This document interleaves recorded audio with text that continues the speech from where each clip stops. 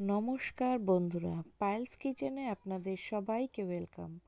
তো আজকের রেসিপি হলো কাতলা মাছের ভাপা নতুন স্টাইলে। সেটা কিভাবে করব আপনাদের সাথে আমি এখন শেয়ার করতে চলেছি। তো বাই দ্য ওয়ে, আমি পায়েল, আমার সাথে দেখতে থাকুন এই রেসিপিটা।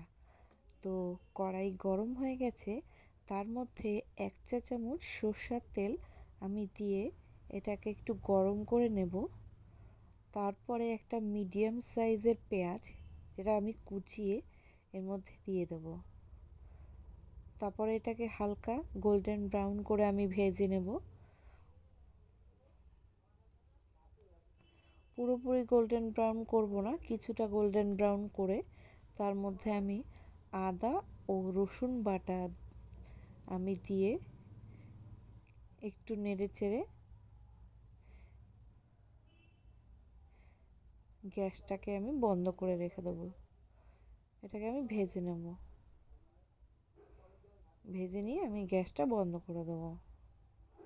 তারপরে দেখুন, একটা বোল নিয়ে তার মধ্যে কয়েক পিস কাতলা মাছ আমি একটু ম্যারিনেশন করে নেব। তো আমি এর মধ্যে স্বাদ মতো লবণ দিয়ে এটাকে ভালো করে মাখিয়ে নেব।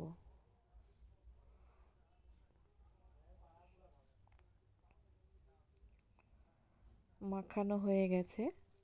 আমি এর মধ্যে সর্ষে বাটা, যার মধ্যে একটু হলুদ আর নুন দিয়ে আমি মিক্স করে রেখে দিয়েছিলাম, তার মধ্যে আমি কাজু বাটাটা দিয়ে দিচ্ছি।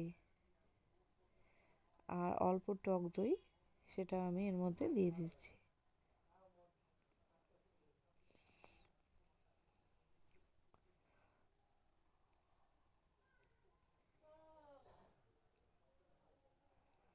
কয়েকটা কাঁচা লঙ্কা একটু হালকা চিড়ে এর মধ্যে আমি দিয়ে দেবো।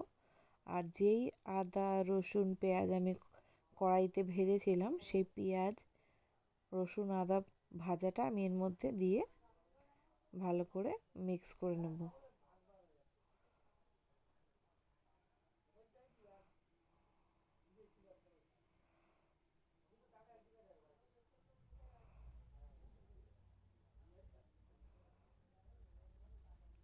রেখে দেবো কিছুক্ষণ। তারপরে আমি এর মধ্যে 2 চামচ সরষের তেল দিয়ে এটাকে আবার আমি ভালো করে মিক্স করে নেব।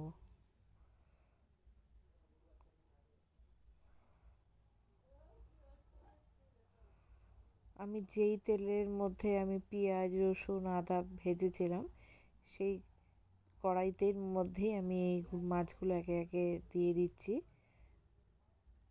আর সমস্ত মিশ্রণটা এর মধ্যে ঢেলে দিচ্ছি।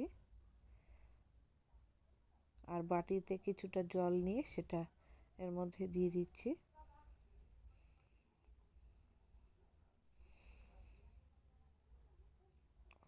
আর ঢাকা লাগিয়ে প্রথমে 10 মিনিট, তারপরে আবার আরও 10 মিনিট ঢাকা দিয়ে এটাকে আমি ভালো করে রান্না করে নেব যতক্ষণ না তেল বেরিয়ে যাচ্ছে। আর নামানোর কিছুক্ষণ আগে অল্প নুন দিয়ে এটাকে আমি নামিয়ে ফেলব। দেখুন, মাছটা পুরোপুরি সিদ্ধ হয়ে গেছে, তেল ছেড়ে দিয়েছে আর থকথক হয়ে গেছে গ্রেভিটা। এটা ভাতের সাথে খুবই ভালো লাগবে খেতে। তো এই রান্নাটা যদি আপনাদের ভালো লেগে থাকে, অবশ্যই বাড়িতে ট্রাই করবে আর আমাকে